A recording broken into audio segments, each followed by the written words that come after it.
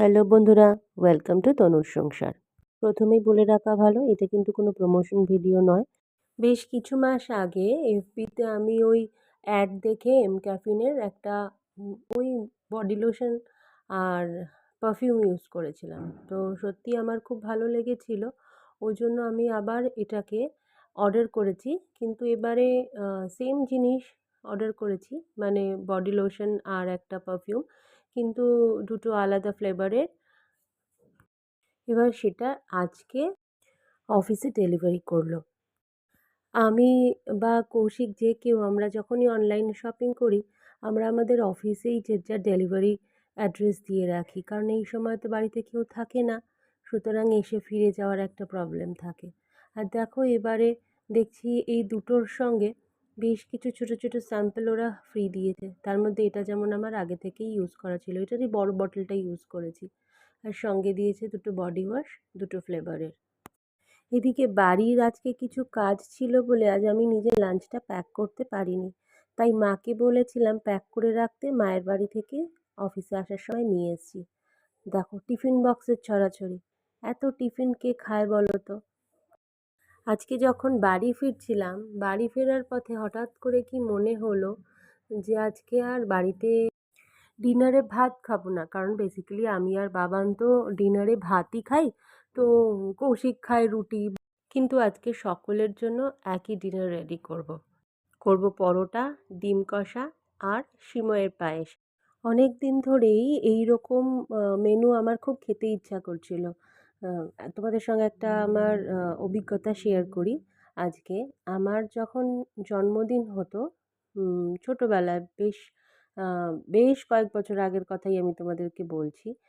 তখন না জন্মদিনটা ঠিক অন্য টাইপের হতো। মানে আজকালকার ছেলেমেয়েদের যেরকম জন্মদিন হয়, আমাদের তো ওরকমভাবে জন্মদিন হতো না।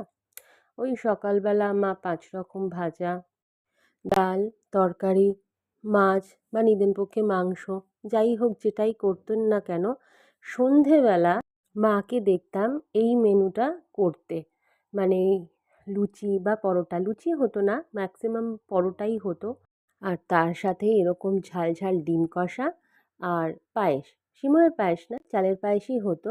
কিন্তু আজকে আমার আর চালের পায়েস করার কোনো ইচ্ছে ছিল না বলেই আমি সিময়ের পায়েসটা করব ভেবেছিলাম। তো কৌশিককে জানালাম মনের ইচ্ছাটা, যে রাত্রে আজকে এইসব দিয়ে ডিনার করবে কিনা। তো কৌশিক তো এক কথাতেই রাজি। এবার প্রবলেম ছিল ছেলেকে নিয়ে, কারণ ছেলে তো ভাত ছাড়া রাত্রিবেলা কিছু খায় না, আর পরোটা তো একদমই খেতে চায় না। মানে পরোটা কেন, ও লুচি পরোটা বেসিক্যালি ময়দার জিনিসটা ও খেতে চায় না। তো ও দেখলাম রাজি হয়ে গেল, তো ভালোই হলো। তো হ্যাঁ, যেটা আমার জন্মদিনের ব্যাপারে বলছিলাম, তো মাকে দেখতাম আমাদের জন্মদিনের সকালের যা মেনু হলো তো হলোই, সেগুলো খাওয়া দাওয়া হয়ে গেল। এবার আর সেদিন আরও স্পেশাল হচ্ছে, জন্মদিন সে যেদিনেই পড়ুক না কেন, আমাদের সেদিন স্কুল ছুটি, মানে আমরা স্কুল যেতাম না। তো সুন্দর করে নতুন জামা কাপড় পরে সকালবেলা স্নান টান করে এক প্রস্তুত সব রকম দিয়ে খাওয়া দাওয়া হয়ে যেত। বিকেলবেলা মাকে দেখতাম মা এই সমস্ত রান্না বসাতেন, এবং এই যে মায়ের এই রান্নার প্রস্তুতি থেকে শুরু করে রান্না হওয়া এবং রান্নার পরে সবাইকে এই খাবারটা সার্ভ করা, এই জিনিসটা না আমার কাছে একটা ভারী আশ্চর্য এবং সুন্দর একটা অনুষ্ঠান ছিল। যদিও আমাদের সময় এই অনুষ্ঠানের সঙ্গে আজকালকার বাচ্চাদের জন্মদিনের অনুষ্ঠানটার বিস্তর ফারাক হয়ে গেছে, কিন্তু আমাদের সময়, আমার কাছে বিশেষ করে, ওই অনুষ্ঠানটার মাহাত্ম্যটাই কিন্তু আমার কাছে আলাদা ছিল। সেই সময় মাকে দেখতাম ঘন্টার পর ঘন্টা বসে বসে এই এত পরোটা একার হাতে মাখা, বেলা, সেটাকে ভাজা, এবং শুধু তাই নয়, এরপরে মানে পুরো যখন খাবারটা রেডি হয়ে যেত, তা সেই খাবারটা সব্বাইকে সার্ভ করা, মানে শুধু বাড়ির লোকেরা নয়, আমাদের পাড়ায় বা আমাদের পাড়ার যে সমস্ত বন্ধুবান্ধবরা ছিল তাদের বাড়িতে গিয়ে সার্ভ করা বা তাদেরকে বাড়িতে ডেকে এনে খাওয়ানো, সে যেন একটা বিশাল ব্যাপার। মেনু কি?